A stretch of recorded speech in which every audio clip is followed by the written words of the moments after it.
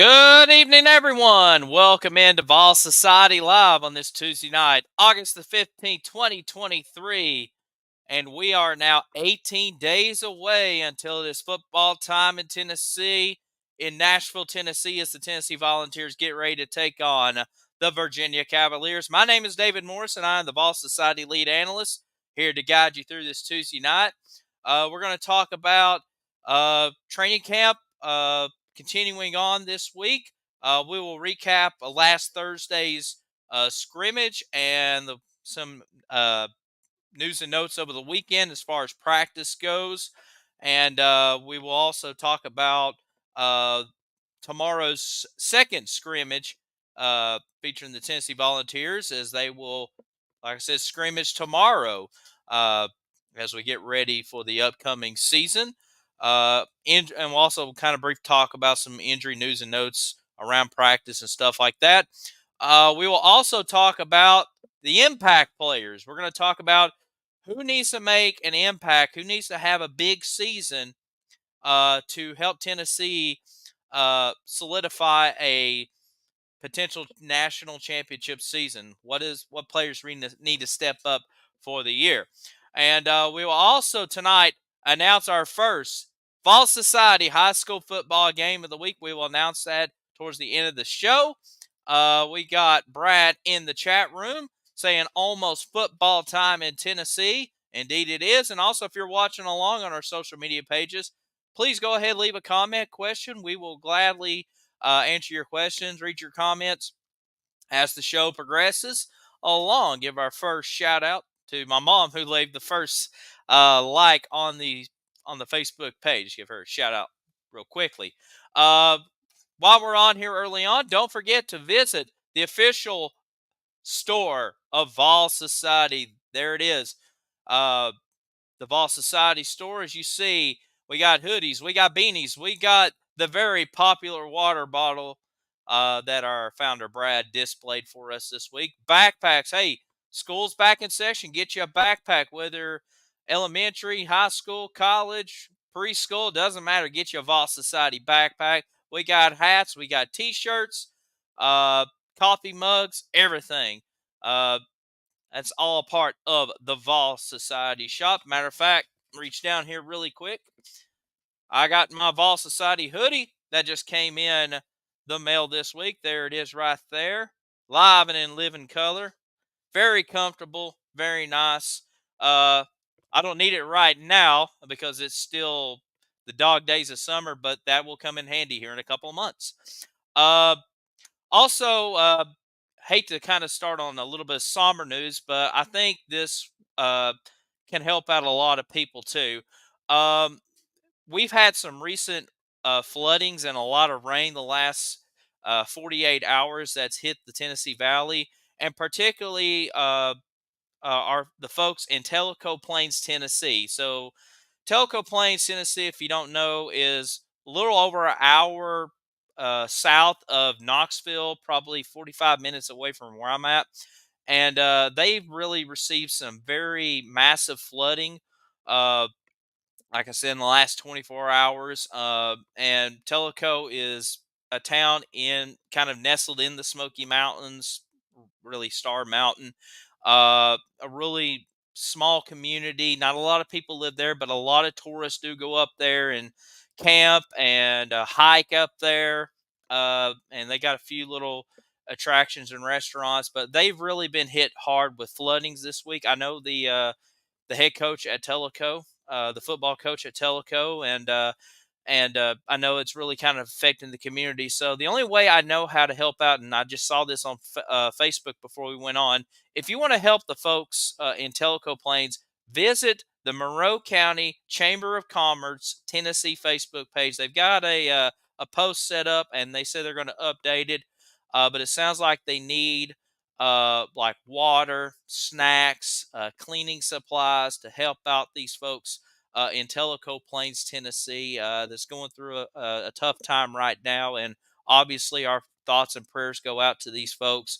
But after the show or whenever, if you want to check out the Monroe County Chamber of Commerce Tennessee Facebook page, and find out a way to help these fine folks out. And for those in Tulco Plains, if you are watching, like I said, we love you. We have our thoughts and prayers for you, and maybe this show tonight can, talk about Tennessee football, can help uh, take away momentarily the thoughts going out, but help those folks out if you can.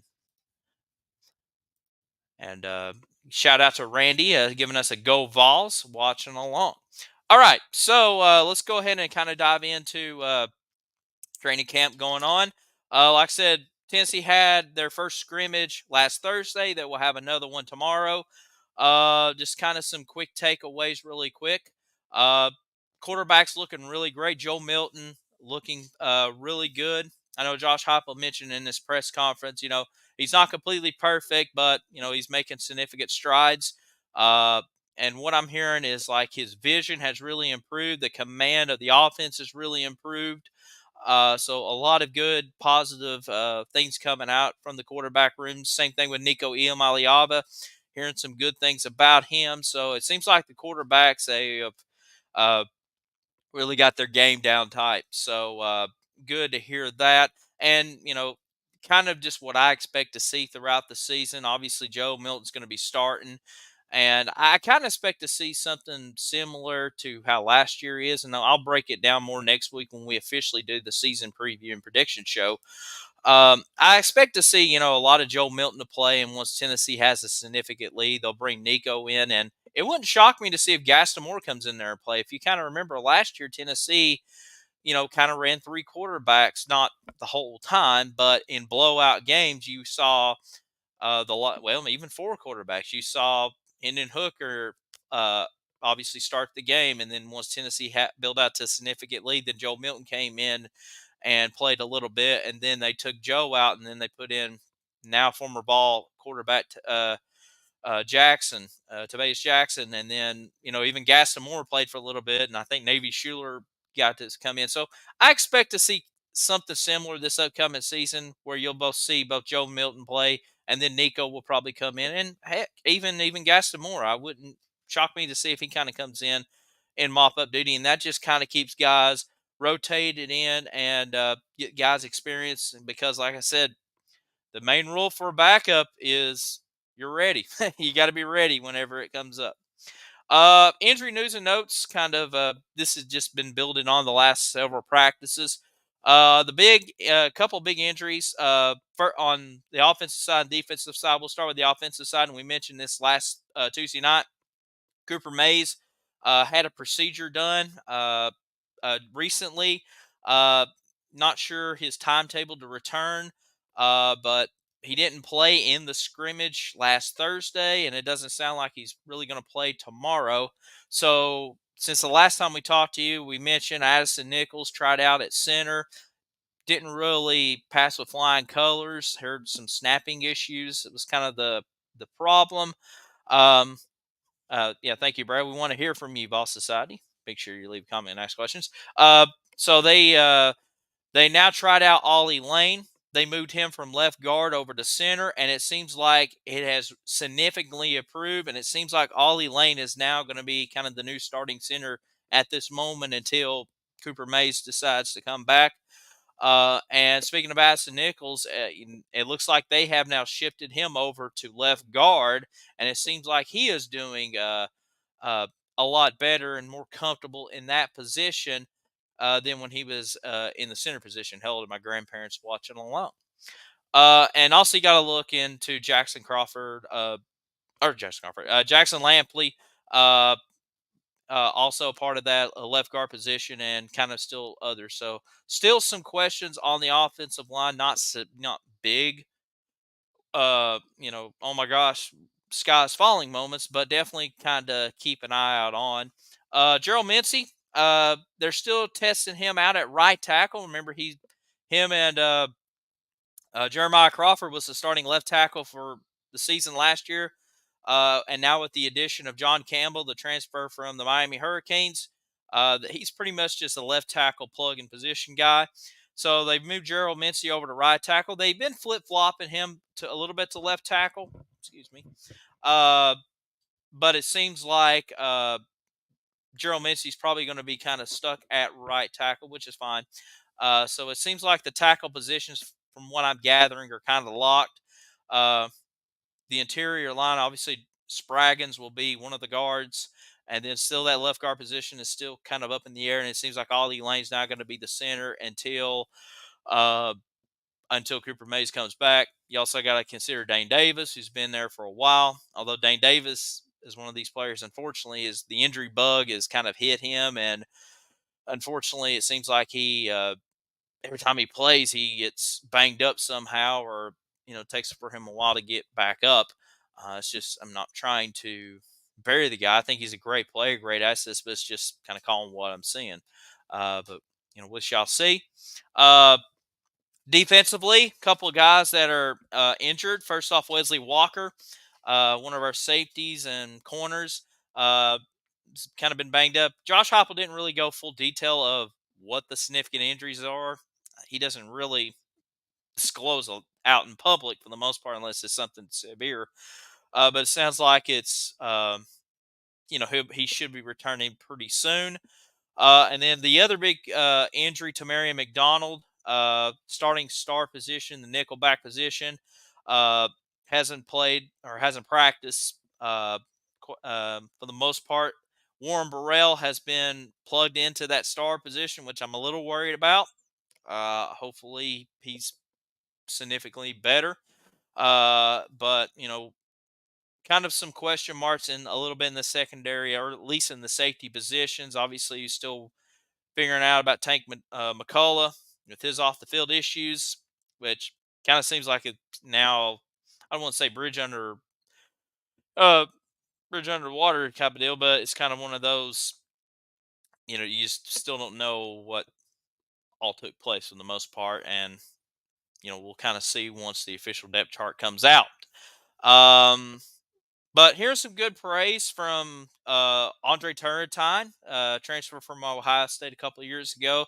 Seems like he has really improved a lot better. So that's good to hear from that. And then Christian Conyer, a guy that had a lot of hype coming into spring practice and seemed like kind of got off to a slow start in fall camp, but he's really had a good couple of days of practice. So like I said, this secondary is going to be a crucial part. And once we get into the impact players in just a moment, uh, I think there's two or three guys that really need to step up in that secondary to kind of Tennessee to take up to the next level for the most part.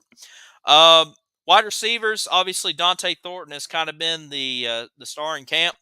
Um, the transfer from Oregon, I mean, he's got world class speed, and I read a tweet today that when he was at Oregon at one time, he was clocked in going 24 miles an hour, just a straight run. And I know we posted on Ball Society recently about Jalen Hyde at the New York Jets running like 21 miles an hour in training camp. So I'm very excited to see what Dante Thornton is going to bring to this offense, and we'll bring his name up in just a moment also.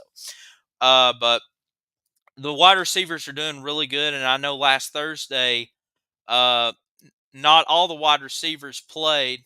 Oh, what did I say?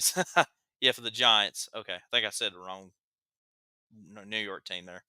Yeah, the one that doesn't have Aaron Rodgers. Yeah. Anyways. Yeah. Jalen High for the Giants. Plugged in at 21 miles an hour. Anyways. But yeah, like I said, getting back to last Thursday, seems like a lot of the wide receivers didn't fully participate in the scrimmage. Nothing too major from what I'm hearing. But I know once we get into game week and really, like I said, see the depth chart, and I'm excited to see where they're going to plug in Dante Thornton on this depth chart. I think your starters are going to be Brew, Ramel Keaton, and Squirrel White. Uh, but like I said, I think Thornton, I'm interested to see, not necessarily if he's going to be a starter, but like I said, if he's going to be kind of that second group with like a Caleb Webb or a Chaz Nimrod or whoever. Tight ends, to mention them really quick. Like I said, tight ends had a good day last Thursday in the scrimmage. McAllen Castles caught a touchdown from Joe Milton, the transfer from UC Davis. Uh, so, like I said, that's really good to hear. And then Ethan Davis continues to improve. A lot of hype coming in for him. Uh, Yeah, and to me once again it seems like um is kind of where Jacob Warren fits into the mix. Obviously, I don't think Jacob Warren's losing his starting job, but it seems like we're hearing more reports about McAllen Castles, Ethan Davis, Okiki. We kind of not necessarily heard too much in practice, but we've heard his name mentioned back in the spring. So it's interesting to see where kind of Jacob Warren is still going to fit into the mix. Obviously, he's going to have to be a leader on that offense. He's a senior. So, like I said, where are they going to target Jacob Warren more? Or is he just going to be used more as a blocking tight end and maybe use McCallum Castles or Ethan Davis? But something to kind of keep an eye out on. And obviously, once the games get going, we'll learn a lot about that. All right, so let's go ahead and talk about these impact players. Take a swig really quick. Excuse me. All right, so if you saw on our social media posts, particularly Facebook. And by the way, thank you for sharing out a lot of our Facebook posts lately. A lot of them are reaching thousands and thousands of all fans and all other fans too. So, like I said, thank you very much for continuing to support our social media pages in general. But we took we posted recently about Joe Milton, and ESPN ranked Joe Milton as the number one player that's going to impact their team in the college football playoff. And that's kind of where I kind of got the idea of, the impact players, because while Joe Milton is a major part of this football team, but, this is still a team sport. And I understand why ESPN did that article. But, it takes more than Joe Milton to me to really make this team to the playoffs. But obviously, Joe Milton, we'll start with him. This is round three for Joe Milton as far as being a starter in his second go around at Tennessee. Obviously, when he was at Michigan, lost a starting job up there, started a couple of games. This is during the COVID season, uh, but then ended up transferring in 2021 uh, to Josh Heupel's team, and kind of went back the other day, or I guess yesterday, and listened to that 2021 preview and talk about how much we've changed in 2 years. But, if you kind of refresh your memory, obviously Josh Heupel's first season, a lot of players transferred, including Jared Garantano. Who's going to be the quarterback? Is Harrison Bailey the future quarterback? Who's this Hendon Hooker guy coming in? Who's Joe Milton coming in? And we're hearing about Joe Milton's big arm. And, it seemed like it was going to be Harrison Bailey for a while. Then okay, blah, blah, blah, blah, blah, then it turned into Joe Milton. Okay, so Joe Milton obviously started the first game against Bowling Green. We started to see that big arm, but the accuracy was off. And, it was Bowling Green, and like I said, Tennessee blew him out. But, Joe Milton had like a just over a 50% percentage passing. And then the Pittsburgh game, unfortunately got hurt. And then that's when Hendon Hooker come in, and the rest was history until the 2022 South Carolina game, once Hendon Hooker tore his ACL up. And then Joe Milton came back in and rallied in the Vanderbilt game and, of course, the Orange Bowl. So, like I said, those are first two rounds right there. So now we go to round three with Joe Milton. This is his team. Uh, like I said, there's a lot more optimism, or some optimism, coming in, as far as we saw Joe Milton start in the Vanderbilt game. And obviously Vanderbilt, you know, doesn't have the talent compared to Tennessee. But the Orange Bowl is where I think a lot of ball fans raise their eyebrows up, open their eyes up more, and be like, okay, maybe this guy's got it finally. And you look at what Joe Milton's talent is. I mean, he's a big quarterback, 6'5", over two, almost probably 230 pounds, a Cam Newton style quarterback. He's got the big arm, and we saw it in the offseason of, throwing the oranges and throwing the basketballs and stuff like that, and tennis balls. So we know the arm strength is there. And Will Rogers mentioned he's probably got the strongest arm in college football. And you look at the receivers that he has and the talent he has on offense. And yeah, I could see why the media and ESPN or whoever is like, yeah, this is a major key part of Tennessee getting to a national championship or to a college football playoff appearance or in Atlanta at the SEC championship. And like I said, it starts with Joe Milton. Same thing with Hendon Hooker last year. I mean, look at the season Hendon Hooker had up until the South Carolina game. I mean, well, I guess even the Georgia game.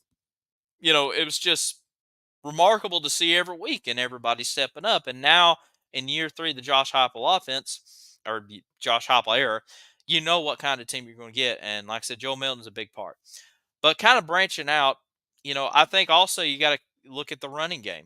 Jalen Wright, Jabari Small, uh, their third year in Tennessee, and they've really have done a great job at Tennessee as far as the run game goes. You think about the Josh Heupel offense, the Tennessee offense, and everybody calls it an air raid offense, which I just cringe every time I hear it, to be honest with you. It's not an air raid offense. I mean, it's a very balanced offense. It's just an up tempo style. Tennessee was in the top 20 in the nation in rushing last year, but nobody talks about that because we want to talk about passing yards and stuff. But anyways, off that soapbox. But I think it's going to come to these two players, Wright and Small. Obviously, we know what they're going to expect. Small has been banged up since he's been at Tennessee, but it seems like his absence hasn't hurt the Vols per se because of the emergence of Jalen Wright. You also got Dylan Sampson uh, going into his second season. Had a great freshman year. Kind of not really talked about too much with everything that kind of happened last year with a lot of other impactful players, if you will. But Dylan Sampson is a big part. And then, some of these freshmen coming in, like Cam Sullivan, what's he going to do? Or Deshaun Bishop, is he going to see the field anytime soon? So these are going to be big impact players, but I think definitely the three running backs, Jalen Wright, Jabari Small, Dylan Sampson. And then the wide receivers, what can you say about them? And it starts with Brew McCoy. Brew McCoy, was it Takeo Spot said probably one of the five guys you don't want to bring down, and that's true. Brew McCoy, a big brew of a wide receiver, if you will. I think he's going to be the big go-to guy for Joe Milton. Uh, I'm very excited to see. Is he going to be kind of that next wide receiver to really break out? We saw 2 years ago with with Cedric Tillman. Last year, Jalen Hyatt winning the Blitnikoff. Uh, is Brew going to be that next guy? Or is it going to be Squirrel White? Is it going to be a Dante Thorne? I think it's, if I had to pick a wide receiver right now that's going to be kind of continuing that big trend and have a breakout season, I think it's going to be Dante Thornton. But I think Brew's going to be right there in the mix. Ramel Keaton, I'm hearing, like I said, good stuff we talked about last Tuesday night. Kind of an all SEC wide receiver. He could be that guy. But like I said, my money, if I gambled, would probably be on Dante Thornton, the transfer from Oregon. Excited to see. And then moving on to the defensive side, a couple guys I want to mention as impact players. Start on the defensive line, the big O, Amari Thomas. We saw a couple of years ago Matthew Butler have a really great season first year under Josh Heupel's regime. And then last year, Byron Young on the edge had a great season. I think Amari Thomas is going to be that next guy to continue in Rodney Gardner's defensive line of dominance, if you will. I really like Amari Thomas, a big old guy, number 21. I hope he's still number 21. I know everybody's changed their numbers now. But I love seeing Amari Thomas play, just a big brute in the middle. I think he's going to get a lot of tackles, get a lot in the trenches. Probably not going to get to the quarterback too much because I think he's going to get double teamed quite a bit. But good luck trying to double team big Amari Thomas. But I really like uh, what he can do on this defense. And then you look at the linebackers, Aaron Beasley. Aaron Beasley had a fantastic Orange Bowl game. If it wasn't for, I guess, Joe Milton going off, I think Aaron Beasley could have won the Orange Bowl MVP. He really pressured Cade Klubnik that whole entire game, and I want to see Aaron Beasley do the same thing um, throughout this upcoming season. We saw last year, or at times, pressuring the quarterback, particularly in the Pitt game, and even in the Bama game with Bryce Young. Although Bryce Young is a significant better quarterback than Keenan Slovis is or Nick Patty. But I want to see Aaron Beasley possibly lead the team in sacks or even tackles per se. I think, like I said, he's going to be a big part and definitely a leader on that defense. I know we've been hearing about Arian Carter coming up and Keenan Peely, the transfer from BYU, but I still think this is Aaron Beasley's team in Aaron Beasley's linebacking core, and then he can mentor an Arian Carter or a Caleb Perry or whoever that can emerge. And then secondary, like I said, depends on what happens with Tate McCullough, Jalen McCullough. If he gets everything good to go, I think he needs to be a big part of that secondary. The secondary is to me a crucial part of what this team can do this season. Like I said, I don't want to see this team and I'm not expecting this to see them go from in the 100s in secondary to go into the top 10. That's just not going to happen. But I definitely want to see this team make significant strides. Um, be a little bit more aggressive in the secondary, not miss tackles, not miss assignments, not trying to dive at wide receivers when they're 20 yards back.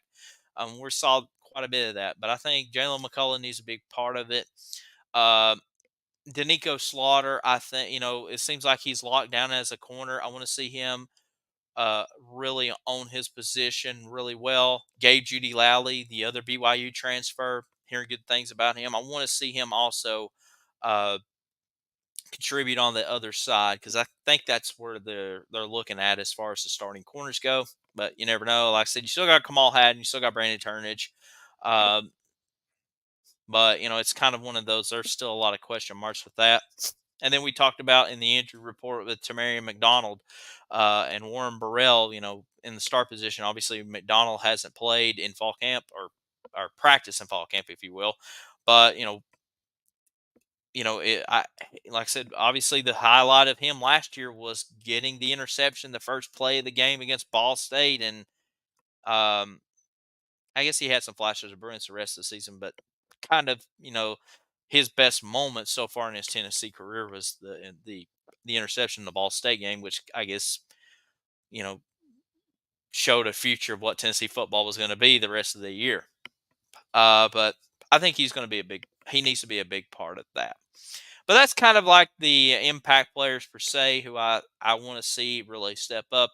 And like I said, next Tuesday night, we will really dive deep into the season preview and predictions and a lot of cool stuff there. Couple of recruiting news to watch out for this week. August the 19th, Cameron Franklin, 5-star defensive player, going to make his commitment of where he's going to play. Auburn, Miami, and Tennessee are his final 3 schools. It looks like Auburn is a big lead as far as landing him goes, but crazier things have happened. But something to keep an eye out on. And then 5-star edge rusher Jordan Ross is going to make his commitment on August the 21st. Tennessee and Florida are the final 2 teams for him. I think Tennessee has a shot to get him. And I mean, once again, these are the class of 2024 also. So this is still this upcoming class. So, like I said, I love for Tennessee to get both of these guys. But I think if we can get one of them, that'll be fine. And especially with Jordan Ross and get another 5-star edge rusher, be really nice. But that's coming up this week per se. Speaking of this week, this Friday, although there's a few games on Thursday, but this upcoming weekend is the start of the high school football season in the state of Tennessee. And we're going to go ahead right now and announce our Vols Society high school game of the week. We're going to head out to the state capital in Nashville. This is a huge one. The number 4 high school team in the nation, IMG Academy. You've heard about them. One of the best programs in the nation, although controversial at times, from the state of Florida, taking on the number 1 team in the state of Tennessee, number 19 nationally, Lipscomb Academy. Now, Lipscomb Academy, their former head coach, Trent Dilfer, who was there for a few years, took the UAB job. And of course, this is the same Trent Dilfer that played for the Baltimore Ravens and won a Super Bowl with them. Like I said, now he's at UAB. Their new head coach, if you're a longtime Titans fan like myself, former center of the Titans and played for a few other teams, Kevin Mawai, now the head coach at Lipscomb Academy. So this is a classic, I guess if you want to tie it in, Tennessee related, Florida versus Tennessee battle, as IMG Academy takes on Lipscomb Academy. That is our Vols Society High School game of the week. For me personally, I will be in Athens, Tennessee, checking out Bradley Central at McMinn County. Particularly, Bradley Central has two Tennessee recruits, Boo Carter and Marcus Gorey Jr. So excited to see how they will do. As far as our high school game of the week, IMG Academy does have a Tennessee recruit, tight end Jonathan Nichols, and for Lipscomb Academy, Caleb Beasley and Spillman is on the Lipscomb team. But high school football's back, so we have a little bit of football coming up this weekend. Excited to see that. Like I said, next Tuesday night, we're going to really break down this Tennessee football team. We're going to do one last look at the team and the players. And I'm going to be doing my season predictions. I'm going to pull up Playoff Predictor, website that you can pick every college football game, every NFL game, basketball game. And of course, it categorizes if you want to just do SEC or do Tennessee. We're going to be doing Tennessee, and I'm going to go pick every game and tell you what I think the Vols are going to do in 2023. And excited to see what's going to transpire. And like I said, just kind of do a final preview, and then the following week will be Virginia week. And I'm excited. Like I said, we are just 18 days away till it's football time in Tennessee. Like I said, continue to support the social media accounts. Let me find it right up here. There we go. Follow us on Facebook, Facebook.com/UT Vol Society, YouTube.com Vol Society, and on Twitter or X, we added that in there, at Society Vol. And also, once again, visit the official Vol Society store. I'll pull that back up right here. There it is. Make sure you follow this, visit the Vol Society store, vol/society.myshopify.com. Like I said, there's the products we've got in stock. They're great quality, like I said, for back to school, for Friday night football games, whatever. Like I said, make sure you visit the Vol Society shop. We would gladly appreciate that. Like I said, that's going to wrap it up tonight. Like I said, next Tuesday night, the official 2023 Tennessee Volunteer Football Preview with the predictions, with the final roster breakdown. Maybe I'll do a depth chart preview, who's going to start, although I think a lot of Vol fans probably know who we're going to start. I want to give a quick shout out to some of our likes so far, Tavis and James and Heather. Volunteer boats, give a shout out to them, Timothy, my dad, Christy, and a few others following along on Facebook. Don't forget, if you just tuned in late, if you want to help out the residents of Tellico Plains, Tennessee, there's been some massive floodings in the last 24 to 48 hours up in Tellico Plains, Tennessee. Visit the Monroe County Chamber of Commerce Tennessee Facebook page to find out to help those residents in Tellico Plains. They will gladly appreciate that. And once again, thoughts and prayers go out to them. Like I said, we'll go ahead and wrap it up tonight. Thank you for tuning in to Vol Society Live. Like I said, season preview next Tuesday night. Tennessee scrimmage tomorrow. As soon as they get done with that, if I remember, I will try to share the Josh Heupel press conference from that as he goes more in depth with the scrimmage there, and should be a lot of fun. Like I said, it's almost football time in Tennessee. I cannot wait. Tennessee and Virginia in Nashville coming up on September the 2nd, and we're going to rock and roll along. Also, don't forget, before we get out of here, Good Old Rocky Talk podcast returns this August, coming up the week of the Virginia game. It'll be our founder, Brad. It will be myself. It'll be David Dees. The three amigos are back talking all Tennessee football as we preview the upcoming games, recap the games from the week before, and a lot of other cool stuff. Like I said, and you can be a part of the podcast too. We'll tell you how you can submit questions to that next week. And like I said, I appreciate each and every one of you. Like I said, I say every week, spread love, be kind to everyone, help those in need, especially now, as we mentioned throughout the show. Um, like I said, I appreciate each and every one of you. God bless you all, everyone. Thank you for supporting Vol Society. And we'll talk to you all this week. If you see me at the Bradley McMinn game and you know me from Vol Society, don't be a stranger. Come say hello. Say thank you for bringing content to Tennessee football. I'll gladly meet you and whatever. So it should be a lot of fun.